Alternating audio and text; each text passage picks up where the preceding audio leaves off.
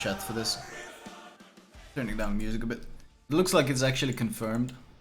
It looks like it's actually confirmed that the next season of Ranked is going to be Tier 8 and Tier 10. So it's literally gonna be exactly identical to the past season. Which means irrevocable rank 10, which was a horrible idea last time. And it's gonna be more Tier 10 gameplay. I gotta say, I'm starting to get pretty fucking tired of the way, like, it seems like they're basically shoving down Tier 10 or forcing down Tier 10 down our throats. I feel like everything these days, like, I have 163 ships in my port, but if I play anything except like 18, 19, I don't know how many Tier 10s I have. Actually, I have more than that. I have something like 20. If I play any other ships, I feel like I'm actively gimping myself. It's just like we have the clan battle seasons. Fine, Wargaming decided that they wanted to make the competitive tier 10. I'm perfectly okay with this. Then they also tied a bunch of really amazing rewards in Arsenal that rely on steel, and the best way to get steel was clan battles.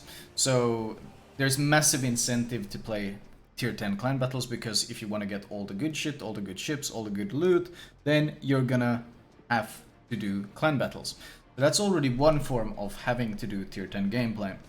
And then we had the last ranked season, which was also tier 10 from rank 10 onwards. That's another form of resources, and of course basically the only solo competitive kind of gameplay you can kind of find, and that's also only tier 10. And then they added the legendary upgrades, and basically there's no skill, there's no specific mission here, or every single stage of these tier 10 missions, these legendary missions, is just grind. Grind, and grind tier 10. And if you don't, and most of them are also upgrades. They're like straight up, like the Yamato one is a straight up upgrade, I would say. Moskva one for clan battles also feels like an upgrade.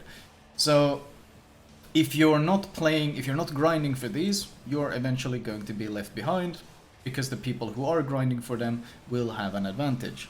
So that means the team-based clan battles, you're forced to do tier 10.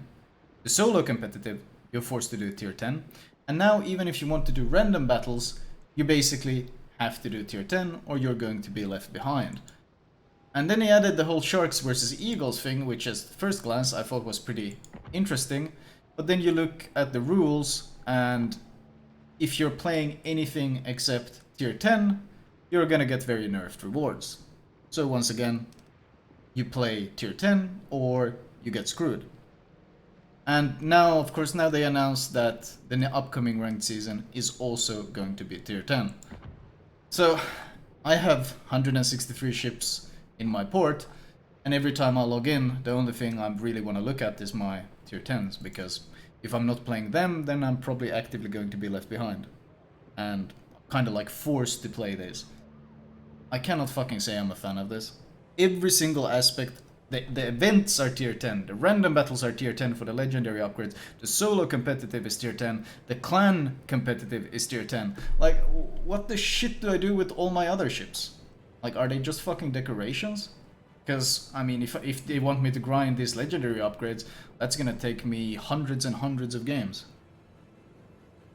It's... Most of the fun ships are mid-tiers, I agree. And tier 10 is perfectly fine, but sometimes you want to break from dealing with these 1-minute radars that reach across the entire map. Sometimes you want to break from these carriers that can basically one-shot every ship in the game, or the battleships that just overmatch everything. Sometimes you want to break from that. You want to play some fun ships, you want to play some other tiers. But right now, if you play some other tiers, well, you're not helping your team as much as you could in the Go Navy event. You're not unlocking any legendary upgrades. You're basically wasting even more time when it comes to, well, all gaming is of course a waste of time, but still, I do not understand why they are trying so desperately to shove tier 10 down our throats, especially since there are no premiums. But honestly, looking at the way the game is going, I wouldn't be surprised if they're suddenly gonna add some tier 10 premiums. Wargaming can't think of any good endgame. Yeah, that's what it seems like. It's... I know tier 10s are expensive, and it's a good way to probably sell premium time, because you can't afford to play tier 10 unless you got premium time, or it will be very expensive. So there is one tier 10 premium, the Salem, yeah, but it's... Where's the variety? What happened to the variety? I feel like there's... If I'm not playing these, then, well... Then I'm being left behind. Probably WG is trying to keep the players who have them all interested. Maybe. Just feels really awkward right now. It feels like a chore. You have to get your wins, you have to get your upgrades, you have to get your things done. It's daily quests without any choice.